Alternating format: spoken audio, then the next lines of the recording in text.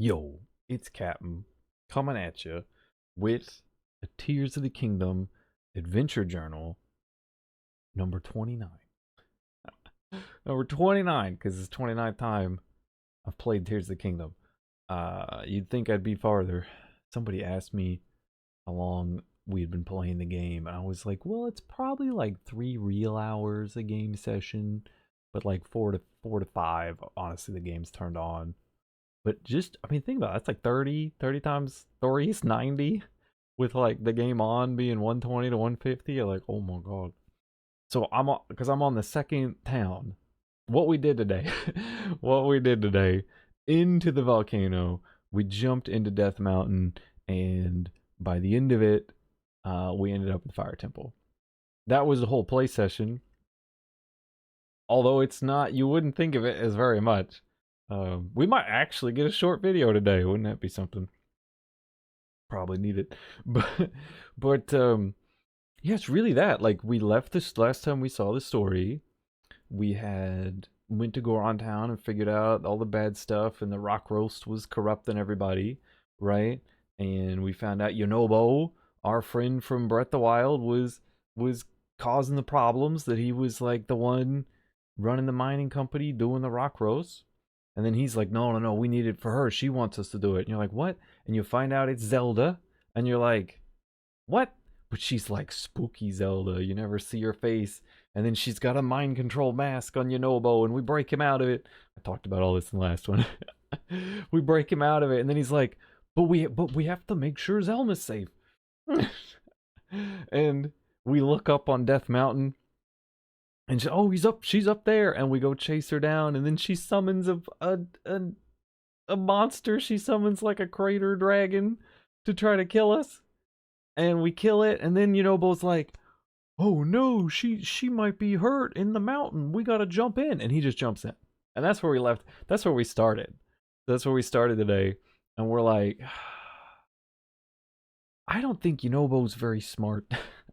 I can't tell. I can't tell if the Yonobo, like, you're supposed to think Yonobo is kind of silly and naive, or if it's like intended for you to also not realize that that's not really Zelda.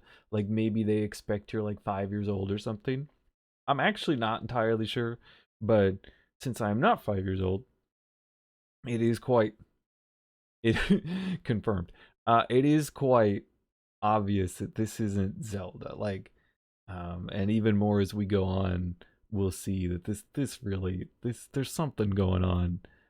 My current theory is that maybe it's like Ganondorf made the look like Zelda, but I can't figure out why.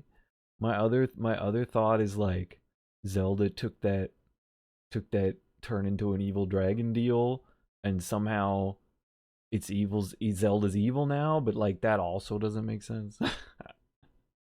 I saw something. Unfortunately, I saw something by accident that I was something towards the end of the game, and it made me feel. Maybe I was like, oh, I think Zelda ends up taking that deal. And that's why they threw it in there. But I'm not. It was just like a quick little thing. So who knows?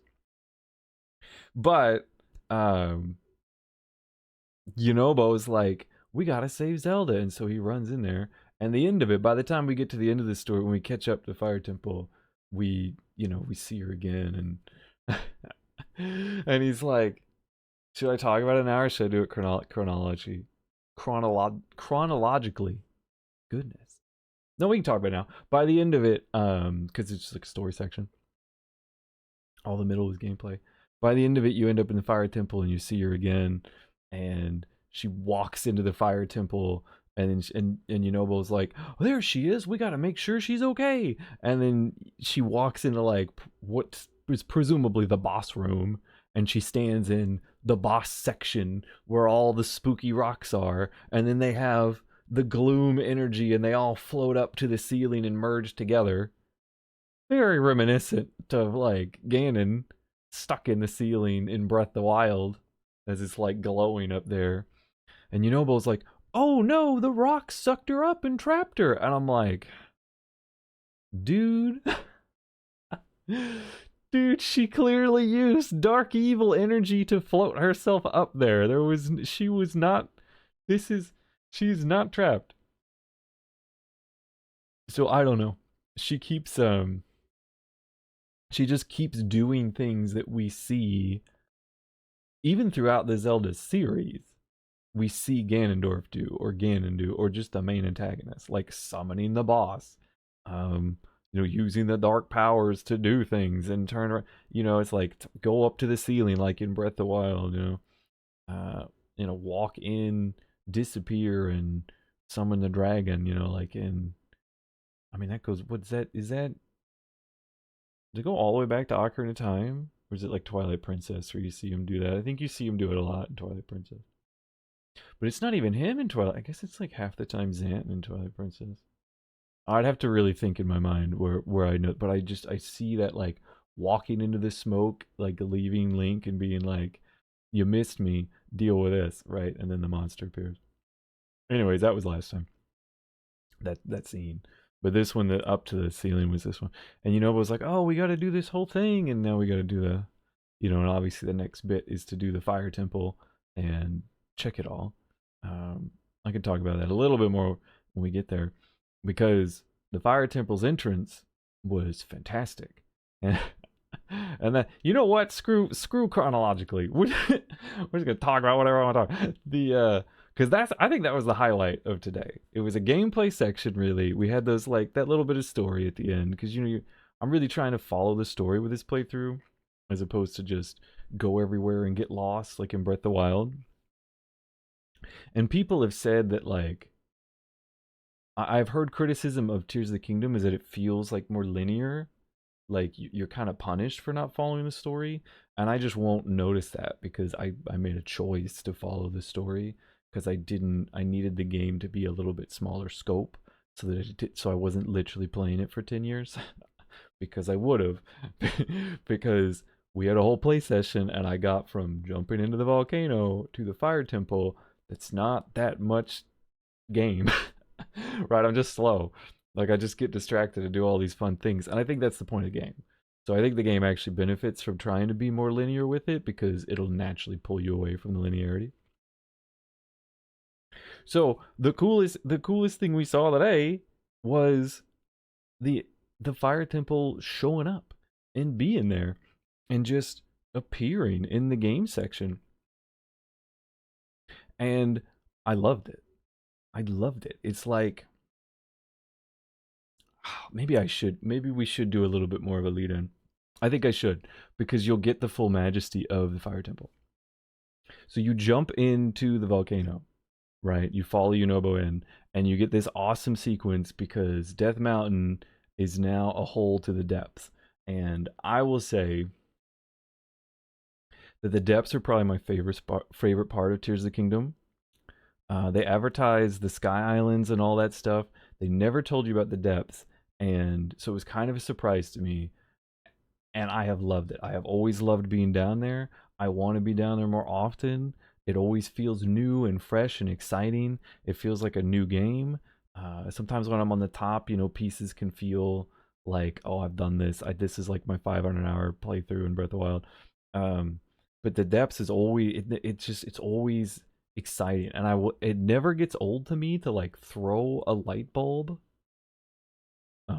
Not like a what are they called? Light roots. A bulb, like a plant bulb, but it's a light plant, and you throw it. I never realized that it would be called light bulbs, which are like, never mind. But it never gets old to me to throw one, or to put it on an arrow and just like see, because you're in the darkness, you can't see, and you're just gonna like, well, I think it's like this, and then you go boom, and it goes boom, and it like reveals the area, and you're like, whoa, I didn't realize it looked like that. And there were so many fun moments like that that we did, because I just couldn't help myself. Like, you get down, and there's a light route right there, which is like your teleport, your save point, kind of, and they correspond to shrines up in the top. They even have reverse names. And there was a shrine right at the top of Death Mountain that we did. It actually taught you how to use a car. Like, they made a little pre-made car to drive over lava, which was really relevant, because then they drop when you get down here, they have cars and stuff for you. So I thought it was a nice little game design element. It's like, here's a shrine to teach you how to use a lava car right before a lot of situations where you might need it. And here's the pieces to make the lava car so you can use what you just learned. And we did make quite use of it. But before I even got there, I'm falling down the light road, light route. Yunobo's like right there, and I'm like, but like there's the whole crater like lava pit that we saw coming down, right? And it's like I gotta go see what that big lava pit is, and so I turn around and I jump into the lava pit, and I'm throwing light roots everywhere. They're not light. They're light. The light roots are the big ones. I don't know what those things are called. We're gonna keep calling them light bulbs. I keep throwing those light bulbs everywhere, and I'm like, oh, there's zonite down here. And it's like, oh, zonite's like so valuable. And I was like, oh, I need to mine this because, like I said, I'm following the story. Like I'm not just going down to the depths whenever I need zonite. Like I'm only doing it when it comes up, and this is like the second time it's come up. So I'm like really excited. This is a good time to take advantage and get some zonite so I can have it to do all the fancy cool stuff you can do with zonite. Because I was worried about running out because you don't seem to get anywhere else. Then I quickly realized everything in the depths drops zonite. The monsters, the chests, the mining stuff, just everything everywhere, which was really cool because it made it feel inherently rewarding just to be down there. Which is important because also in the depths is a lot of danger. And that happened to me a lot today too. Because I only have like one armor upgrade, and you have to wear your like hot stuff because you're in the depths, but it's still hot, right? You're still in lava town. Like if you don't wear we got our hot pants, our hot boots, so that we can, be flame repellent. And I'm wearing my flame attack gear, which looks cool. But it's not like particularly defensive, and pretty much in this game, just like in Breath of the Wild, like if you don't have leveled up gear, like you just die all the time. The beginning of the game is actually probably my least favorite part because you're just dying all the time. Like you have no hearts, you have no leveled up gear, and just everything hits you and one shots you. It's super annoying. So you're just like constantly going in the menus trying to eat. You're like constantly. It's I don't know. It's just anytime I have to go in the menu in the game, I get frustrated. Which is probably one of my least favorite parts of this Breath of the Wild, Tears of the Kingdom kind of system, is that I have to spend. I'm trying to do a combat. I'm just like constantly in the menus, like moving between items to like manage my damage versus durability, or switch out things, or like try to attack. This one it's like trying to put cool things on the bows and stuff, which is fun. But again, I'm in the menus. And I don't want to be in the menus. I just want to like engage in the combat flow, which is hard. And then I'm like sucking at the combat because it's like it's tough down here. And if anything hits you, you get fucking gloomed, and then you lose the heart permanently. So I mean, I guess you don't have to worry about healing, but but it is quite stressful as your small hearts just go dink, dink, dink, and you can't really do anything in that particular combat. Now you can there's food items that you could eat to fix that, but I didn't make any because I don't like to spend time in the menus. So that was really stressful. And they hit like kind of hard anyways. I guess maybe they don't. Maybe that's the trade-off. They don't hit hard. It's always one heart, but it's like a gloom heart. I could have swore I got hit for more. So it's really rewarding to be down there. It's really exciting to be down there, and it's also kind of dangerous to be down there. So I don't know. It hits that like, I mean, I guess that's what you'd want, right? From a tough, rewarding area, or no, from a more rewarding area, you want like more of a challenge, or from a more challenging area, you want more of a reward. So I mean, I guess it works in that vein. But I just love like I don't even want to deal with combat, right? Like I just want to like explore it and light it up and see what's there, and see what like crazy cool things are down here. So I engaged in all that. We we had a lot of fun with it. I had a lot of complaining and whining, old man whining about my durability and my life depleting and all that. And eventually, I got back to Yunobo, and he's like, okay, we gotta go. And you go through this little like, you kind of just follow it. you go through this little exploration section. It's kind of straightforward, but you're in the depths and you can't see anything until you light it up, so you don't know it's straightforward. You're just kind of wandering around, trying not to die to the enemies that are all gloomed up and stuff. And not too far into it, they give you one of the little cars. They give you you can build one of the little lava cars, and it's like there's almost like a little road that you can go on. And so we got like the car, and they had little headlights for us. And I was like, oh, I've never seen these before. And it's like it's very dark down here. I wonder if they work. So we put the little headlights on the car, and we're like, room. And as soon as you get into the dark spot, the headlights light it up. Like you can see. Like now, if you get off the car or you look to your left or right, you can't see anything, but you can see what the headlights do, and so you can like drive around and like go through the gloom, and it's like, oh, this is cool. It was really neat. I got it caught on all sorts of things and turned it up. You know, it was just it wasn't the most elegant thing, but it was really fun, particularly when it was working well. So that was fun. And it's like you go on this, and at first you're following those statues because the depths has all these little statues, and it's one of the only ways to navigate the depths is there's these repetitive statues, and if you follow one, like it'll be a person, it'll be a humanoid, it'll be a thing, it'll be a guy, right?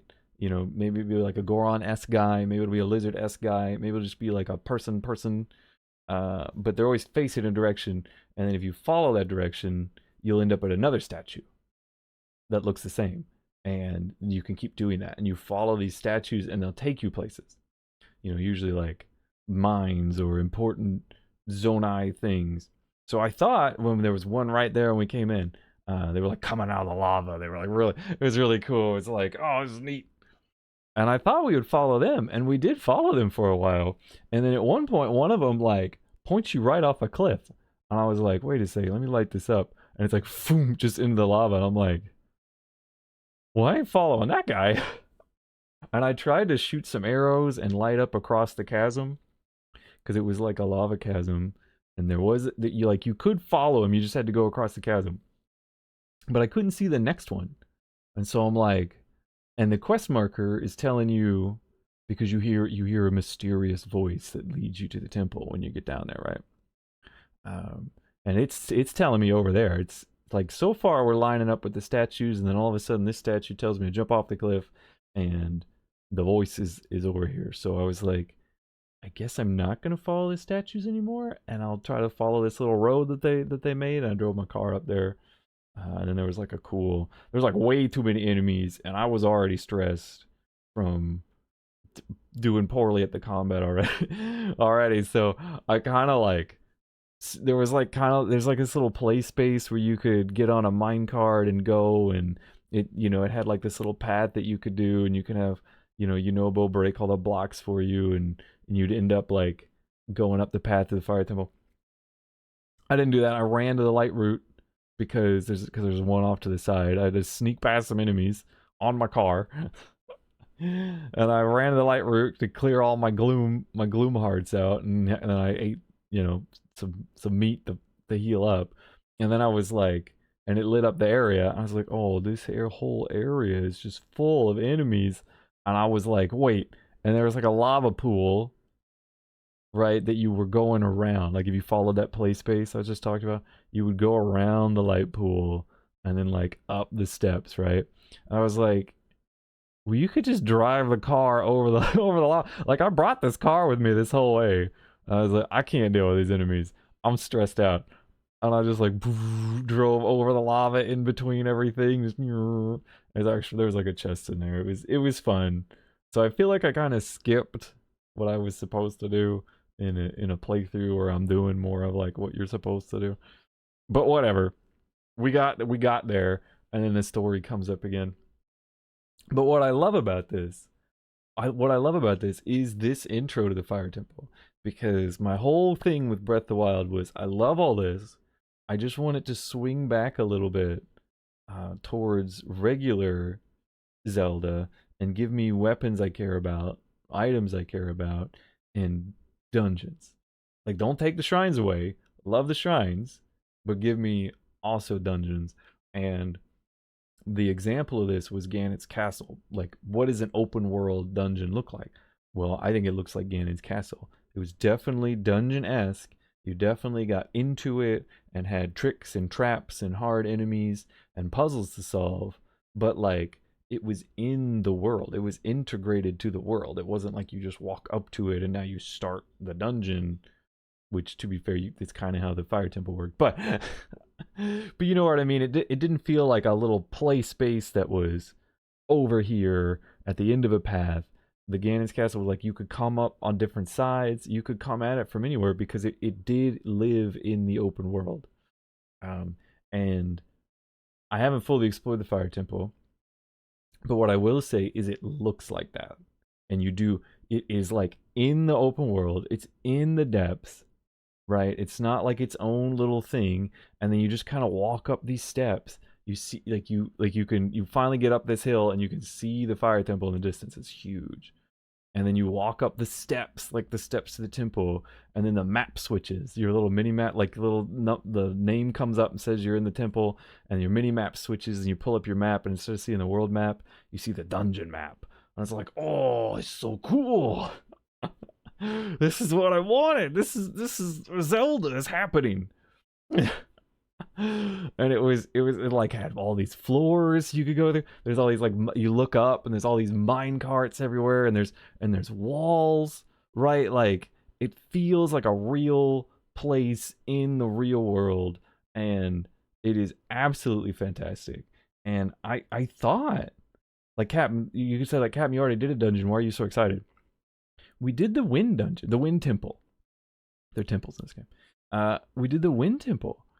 But I thought that we were going to get, like, we're not really on the Divine Beast level that Breath of the Wild had, but I thought that's kind of what the temples were going to be, because the Wind Temple, which is the one they kind of indicate to you to go to first, it's a ship. It's a flying ship. And so it's technically in the world, but it's a big ship. It's a big airship. And so you go through all these little sky islands and jump onto it, but it's totally self-contained because it's an airship. Like you can't really jump off it. When you can jump, you can actually. It is in the world. You can jump off it. There's just nowhere to go. So it doesn't have that same grounded feel. It felt very much like, a separate play space. So I thought, okay, well, this seems like it's a little step up from the Divine Beasts.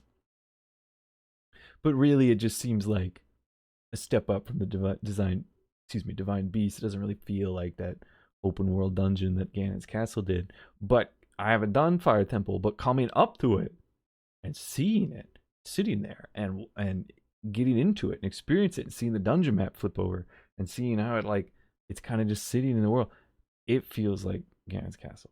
It feels like it's going to be that cool. It feels like it's going to have all that fun stuff. And it looks very satisfying and exciting. And I'm just like, yo, that is one of the coolest. Like, the Wind Temple has a really cool entrance because you like jump into a tornado, and then as you're going through the tornado, like it reveals itself, and you're like, oh, there's a ship, and that's really cool. It's a really cool entrance. This one doesn't have that like cinematic entrance, but it's just all through the level design where it just, you come up over the hill, you see it, you make your way through all these enemies, and you come up the steps, and then boom, there it is. It's like you think of like Indiana Jones or something. You're going through the jungle, and then all of a sudden there's a clearing, and you can see the big temple. It's like you see Angkor Wat or something. That's what it felt like, except I'm in a volcano, and everything's red and on fire. And it even said it's not just the fire temple, it's the ancient city of Gorondia, which has been hinted at before, and I wondered if they'd do anything with, which is supposedly where the Gorons used to live in ancient times. So I don't know, maybe those statues are ancient Gorons, and maybe it'll feel more like a living space instead of, like a dungeon. I don't know. But it definitely felt real and like just really set in the world, and I don't know, I couldn't get over how excited it was. I'm like so excited to do it, to play it, which is the plan for tomorrow. So, and I plan to do a video on that tomorrow, so I guess tune in for that one. But I don't know, I loved it. It was a play space. There's a play space session today, and I love the depths. Always makes me excited. I loved the temple entrance. That always makes me excited. Well, I mean, this one made me excited. I guess I've only seen the one in the depths. So it really felt Tears of the Kingdom today, and I had a really good time. And what? And the story was still odd. I'm still wondering, like, what's going on? What is this Zelda? Is it Zelda? Is it Ganondorf? Is it real Zelda pretending to be evil that's actually helping us? Or is it actually evil Ganondorf who's pretending to be Zelda for Lord knows what reason? Like, neither one of those makes sense to me, so I don't know. I'll be interested to see what it is. But mainly, I'm just quite keen on doing the Fire Temple because it's just such a good, I don't know, just beautiful level design, beautiful like walk up into it experience. Very excited. I don't know what role Yunobo will play. I'm trying to remember the Wind Temple. Well, I'm sure he'll be around and be part of it and do all that. But I thought I had one. I thought I had another thing to tell you, but we've come to such a natural conclusion here. I think we'll take it. The video is long enough. I think we'll take it. So, right, had a great time, had a lot of fun. Made it from the crater of Death Mountain, jumping in, and made it to the Fire Temple and ready to explore it. Just straight up, just pure quality adventure feel, and I'm quite excited for that. And I'll probably die a lot. Well, let's hope not. But that will probably be talked about tomorrow. At least that's planned. We'll see what happens. And that means that's all I have for you today. So I hope you enjoyed my thoughts and opinions and feeling of what we did today, getting to the Fire Temple, and that's it. I hope you have a wonderful rest of your day. I hope you have a good, and I hope I will see you again for the next one. And that's all I got. I will see you around. Have a fantastic day. We're looping. I gotta go. Goodbye.